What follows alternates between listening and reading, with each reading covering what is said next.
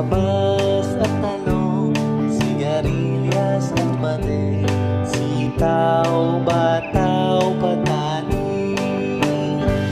kundol, patola, upot, kalabasa, at saka meron pang labanos, mustasa, sibuyas, kamatis, bawang at luya, sa paligid